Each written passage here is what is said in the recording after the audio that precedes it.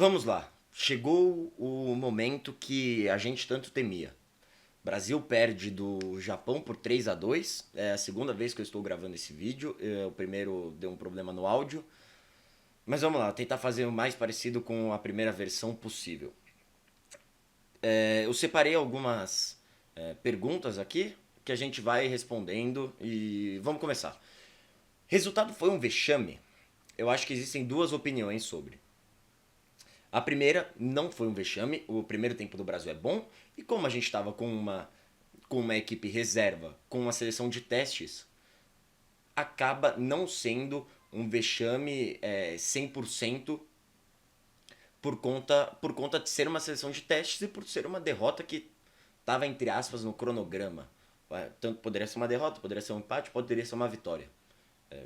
A gente esteve muito perto da vitória. Mas aí existe o vexame. Existe a opinião com o vexame. Que você abre 2-0 contra o Japão, que não é uma seleção fraca, e você entra no segundo tempo morto. Morto. A seleção morreu no segundo tempo. É até difícil falar isso, né? Mas a seleção morreu no segundo tempo. O Fabrício Bruno foi mal. O Hugo Souza foi mal. O Casemiro como capitão não conseguiu puxar o time pra cima. Ancelotti foi mal. E assim, poderia ter sido bem diferente esse jogo e tomar 3 gols do Japão em 19 minutos não dá. Pra nenhum time. Pra nenhum time. Principalmente pra seleção brasileira. O São Paulo tomou 3 gols do Palmeiras em 20 minutos. Não pode. Em casa, não podia tomar 3 gols do Palmeiras em 20 minutos. E aí vai lá, a seleção toma 3 gols, tudo bem que não é em casa, né? É lá no Japão, mas não poderia tomar 3 gols em 19 minutos da seleção japonesa, ainda mais você sendo um Brasil pentacampeão. Dito isso, ainda tem, pelo lado do não vexame, o Japão é carrasco de todas as seleções campeãs do mundo, basicamente. É invicta nos últimos 5 jogos que jogou contra as seleções campeãs do mundo. E assim, e tô até intercalando, mas é um vexame também por conta de eram 13 jogos, Japão e Brasil, Brasil e Japão, apenas 2 empates e 11 vitórias para o Brasil. Esse ano foi a primeira derrota. E é um ciclo 2022 a 2026 que espanta resultados, quebras de tabus e resultados negativos e recordes negativos. É impressionante. Eu sempre pego a comparação com a data FIFA do Tite também, aí mudando um pouco, por conta do erro. A seleção brasileira, pelo menos essa seleção brasileira, você consegue apontar erros que são fáceis de controlar, são fáceis de corrigir. Mas, de qualquer jeito, a seleção não pode ter esses erros e tomara que o Ancelotti conserte. Aí vem a comparação com o Tite. O período, né, 2018 a 2022 é um período muito bom para o Brasil. O Brasil não perde, o Brasil não tem erros, porque é uma seleção muito acima de todas aqui do futebol sul-americano. E acaba não aparentando os erros que a seleção tem. Aí chega contra a Croácia e toma, chega contra a Bélgica e toma. Então, eu acho que é uma derrota até importante, era uma derrota que estava, né, meio prevista, entre aspas, pro Ancelotti, que é uma derrota que ensina mais do que prejudica. Mas de qualquer jeito, são erros, alguns erros aconteceram nesse jogo que são inexplicáveis. Mas vamos lá. O resultado foi injusto com a partida do Brasil? Eu, sinceramente, tenho também duas opiniões. Tenho tanto pelo sim quanto pelo não. Mas vou pelo que o resultado não foi injusto. O Brasil começa muito bem, faz um primeiro tempo de manual, faz um primeiro tempo que vai lá, faz 2-0 com Martinelli e com Paulo Henrique, que foi para mim a grande surpresa dessa data FIFA. muito bom jogador, completo, não compromete defensivamente, não compromete ofensivamente, fez o seu golzinho e muito importante pro, pro Paulo Henrique, pro Vasco, que o Paulo Henrique estava assistindo o jogo do Maracanã contra o Chile na torcida e depois está viajando para a Ásia para acompanhar a seleção brasileira, sendo um dos jogadores convocados, e achei muito importante e é muito legal e é muito gratificante ver o trabalho do Paulo Henrique sendo recompensado com uma convocação para a seleção brasileira. Dito isso, primeiro tempo é de manual, primeiro tempo é basicamente o primeiro tempo perfeito do Brasil. Começa tomando uma pressãozinha ali e tal, mas chega lá, faz o gol do Paulo Henrique, depois o Martinelli amplia e vai pro segundo tempo, na teoria tranquilo. E aí o Brasil morre no segundo tempo. Morre. Falha do Fabrício Bruno impactou e o time depois dessa falha morreu mais ainda. Time apático. O Ancelotti ele mexeu mal nesse jogo. Eu, por exemplo, o Bruno Guimarães vinha de uma partida muito boa, vem de algumas partidas muito boas, mas o Ancelotti tira ele, bota o Joelinton, que eu não entendo, e até critiquei a convocação do Joelinton no nosso vídeo da convocação, que saiu, se não me engano, 4 de outubro. Critiquei a convocação dele e continuo criticando. Para mim, o Joelinton não é um jogador que hoje tem um nível para ser um jogador de Copa da seleção brasileira. De algumas outras seleções, talvez. Mas de seleção brasileira, não. Não. Vamos lá, para as falhas individuais. Fabrício Bruno. Não vou começar pelo Fabrício Bruno, não. Vou começar mais tranquilo. Partida do Carlos Augusto. Muito fraca. Muito fraca, acho até que não será um dos convocados para a Copa do Mundo de 2026. Acho que pode nem estar mais no ciclo. Não pode nem estar mais em novembro, que a gente tem mais uma data FIFA daqui a um mês para jogar contra as seleções africanas. Eu acho que assim, o Carlos Augusto meio que já foi. Caio Henrique também. Caio Henrique também não foi bem. O que abre um problemaço pro Ancelotti. Quem vai estar nessa lateral esquerda? Fora Douglas Santos, que para mim o Douglas Santos era o jogo do Douglas Santos esse. Não compromete ofensivamente, é muito bom defensivamente. O Ancelotti, que gosta desses jogadores que fazem 2, 3 posições, gosta dessa troca de posições. O Ancelotti, esse jogo era do Douglas Santos. Dependendo, o Japão era pro Carlos Henrique jogar. Carlos Augusto, perdão. Acho até que esse erro acontece também com o Hugo Souza. O Hugo Souza, pra mim, ele não falha no terceiro gol porque tem uma falha antes do Beraldo. O Beraldo vai muito mal nesse lance. O centroavante, o jogador do Japão, sobe sozinho na entrada da pequena área. Cabeceia muito bem, cabeceia forte em cima do goleiro, mas é um tempo de reação de muitos poucos segundos, milésimos na verdade, que você vai colocar a mão na frente, você não tem o tempo para colocar a mão na frente, e aí a bola acaba batendo no peito e voltando na mão e entrando no gol. Achei uma infelicidade e acho que esse jogo era pro Bento jogar. Tanto pelo Bento ter mais experiência, quanto ser um jogo mais difícil, e acho que o teste do Hugo Souza deveria ter sido contra a Coreia. O Bento já perdeu com a seleção, já tomou goleada para a Argentina com a seleção, já empatou, já venceu, então Bento sabe como é que é uma seleção brasileira. E acho que foi errado meio que jogar o Hugo Souza no fogo, exatamente como foi errado do Dorival de jogar o Murilo no fogo, e que acaba acabando com as chances do Murilo de ir para a Copa. Para mim, um dos zagueiros que, na época, era um dos mais completos do futebol brasileiro. Merecia muito ir para a Copa naquele momento, né?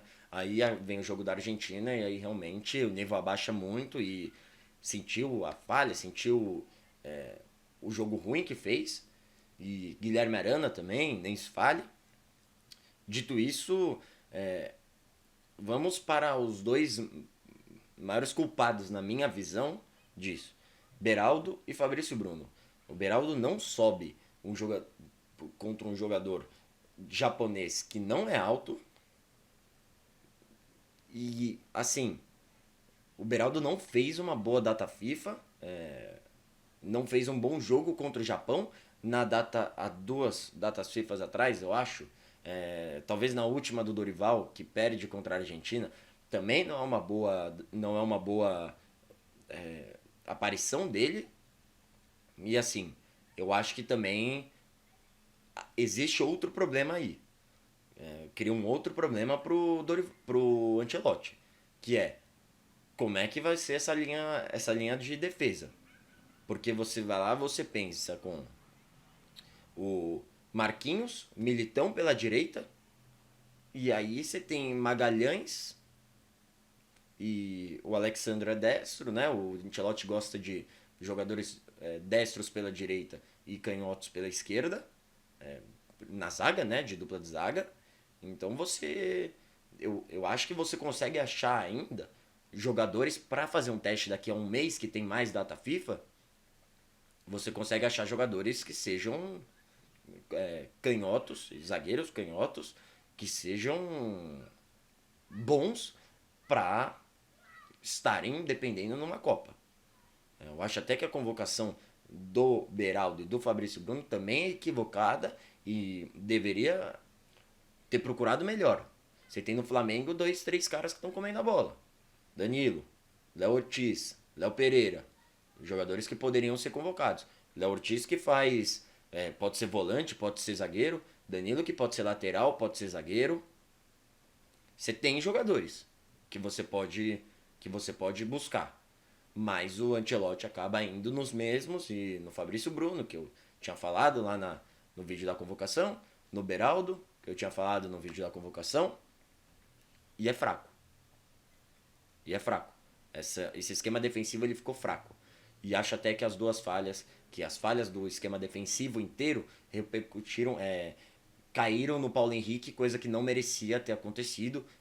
Foi uma infelicidade do Paulo Henrique estar nesse jogo. E tomara que a péssima atuação do esquema defensivo brasileiro não caia 100% no Paulo Henrique, que fez uma boa data FIFA e fez um bom jogo. Eu olho para a direita aqui porque eu estou com a minha cola, você já sabe. Dito isso, vou tentar fazer esse vídeo o mais rápido possível, que no último que eu gravei já estava com 20 e tantos minutos e... coisa de maluco. Fabrício Bruno. Já deu, né? Já deu. Já citei outros 3 jogadores que poderiam ter sido convocados. Já existem outros jogadores que podem ser melhores analisados e podem ser convocados. E o Fabrício Bruno continua lá. Que fazia um bom brasileiro, jogava bem no Cruzeiro? Sim, claro. Mas talvez não fosse o momento. Talvez. Eu achei uma convocação equivocada, uma convocação errada. E até é bom até ver isso para a gente perceber os erros também, que não é só o Ancelotti chegar que vai arrumar tudo, que a gente vai ser hexa. Não é.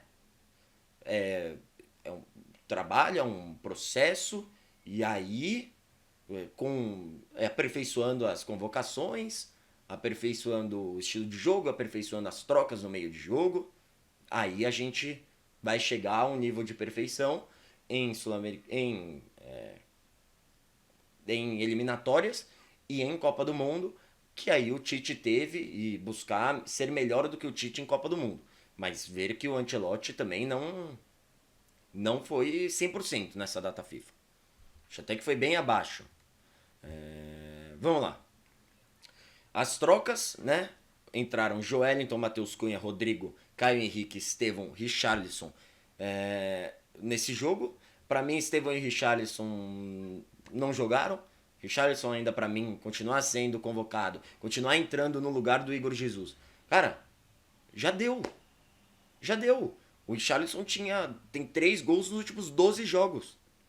Ele vai ser o 9 da Copa? Você tem um cara para testar, o Igor Jesus, não foi titular em nenhum dos 2 jogos. E aí? Não vai testar o cara? Vai levar, o cara vai fazer uma viagem de sei lá quantas horas, de sei lá quantos mil quilômetros para não jogar? Igual com o John.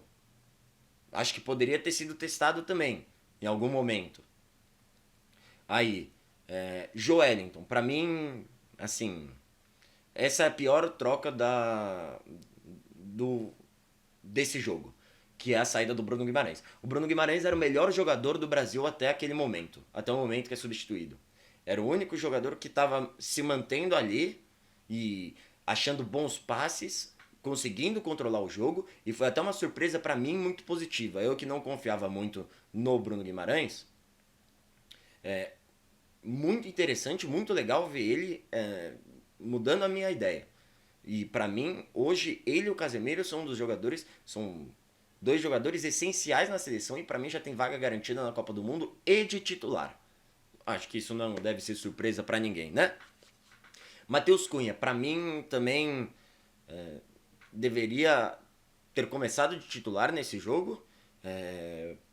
Ainda acho que o quarteto da frente, né, titular, será Matheus Cunha, aí as posições vai ser complicado, mas Matheus Cunha, Rafinha, Vini e Estevão, eu ainda acho que são esses quatro de ataque que vão começar como titular na Copa do Mundo, e acho que é muito merecido para os quatro jogadores.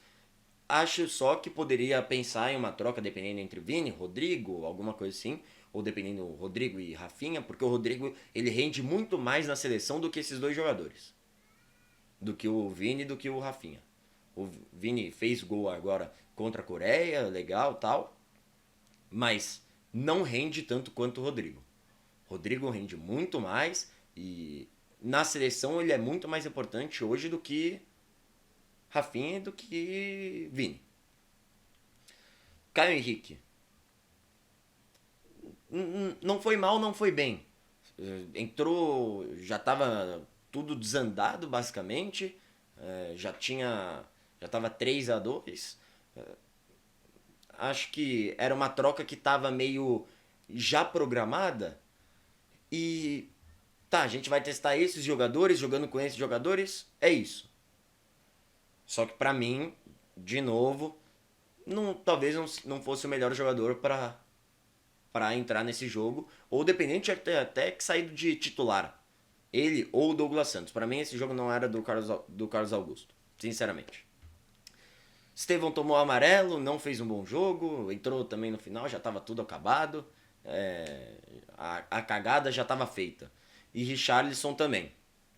Então não deu muito para ver, apesar de que para mim o Igor Jesus deveria ter entrado no lugar ao invés do Richarlison, né? Sinceramente. Porque se você vai testar o Richarlison de novo, porra, cara, vai ficar insistindo nos mesmos jogadores. Mas pelo menos já foi algo bom ver que assim, o time está começando a ter uma forma, tem erros que são facilmente controláveis e ajustáveis, e a gente não vai chegar com aquele salto alto na Copa do Mundo. De Brasa, é tal. Não vai chegar. Porque não dá. Não dá pra ser. O Brasil é sempre favorito? É. Mas não é. A gente não tem a melhor seleção de todos os tempos. A gente não tem a melhor seleção dos últimos 4 ciclos. Provavelmente. Talvez 2018 tenha sido a melhor seleção do Brasil nos últimos tempos. O que é bizarro, né? Se pensar que uma seleção com o Tyson era a melhor dos últimos tempos. Mas, segue. Pra mim, John injustiçado, viajou sei lá quantas horas pra nem jogar. Deveria ter ido pra jogo. Gabriel Magalhães, Éder Militão, Douglas Santos e Bento provavelmente já estão na Copa. São jogadores de muita confiança do Ancelotti, acho que já estão lá. Vitinho, pra mim, dá pra ver mais, só que entre continuar com o Vitinho ou, por exemplo, chamar o Mateuzinho, eu acho que o Mateuzinho pode ser um jogador que, como o Ancelotti gosta de ter um lateral direito mais ofensivo, o Mateuzinho, eu acho que ele se encaixaria melhor nessas características do que o Vitinho. E dependendo até melhor do que o Paulo Henrique. Mas o Paulo Henrique é melhor defensivamente do que o Mateuzinho. Então eu acho que o Mateuzinho merece um teste. E vamos ver como é que vai ser esse mês do Mateuzinho, que vai falar se ele vai ser testado ou não em novembro. João Gomes, André e Igor Jesus. O Igor Jesus, infelizmente, não rolou nessa data FIFA. André e João Gomes também jogaram 15 minutos, 20 e também não foram uau. Já estava 5 a tantos o jogo, já estava 4-0 contra a Coreia, então muito, muito complicado. E coloca jogadores na fogueira, né? Nesse jogo contra o Japão. Até coloquei aqui uma pergunta. O Hugo Souza não deve ser mais convocado? Eu, sinceramente, acho que deve. Ele deve ser convocado. A escolha do jogo foi ruim. E tomara que esse jogo não seja marcado só pelo Hugo Souza. Tomara. E tomara que essa falha, entre aspas, que pra mim não foi uma falha, foi uma bola defensável, mas que ele acabou sendo infeliz nesse lance. Tomara que ele não se afete quando voltar pro Corinthians, que tem decisão de Copa do Brasil, tem próxima data FIFA, que eu acho sinceramente que ele vai continuar, que ele vai continuar sendo convocado e mais testado, mas ainda não é o momento para crucificar ele, igual por exemplo fizeram com o Murilo, que o Murilo nunca mais foi convocado e passou a ter uma fase horrorosa, né? Dito isso, esse foi o vídeo das 18 horas. Amanhã eu venho para falar mais sobre o Brasileirão e eu vou ver se eu consigo fazer um vídeo pro meio-dia sobre também essa data FIFA e a nota para mim desses jogadores da seleção e por que de cada uma e os pontos positivos e os pontos negativos dessa data FIFA da seleção brasileira. Muito obrigado a você que esteve aqui, deixe seu like, se inscreva no canal, ative o sininho para não perder nenhuma notificação quando eu postar vídeos todos os dias às 18 horas. E compartilhe, manda aí para um seu amigo brasileiro que acha que já tá 6-0, que já tá o Hexa, né? Já tá aí. E manda esse vídeo. Vai que ele tem alguma opinião diferente. Ele deixa aqui nos comentários, a gente discute sempre com o maior respeito. E é isso. Muito obrigado a você que esteve aqui. Até a próxima. Até amanhã. Valeu.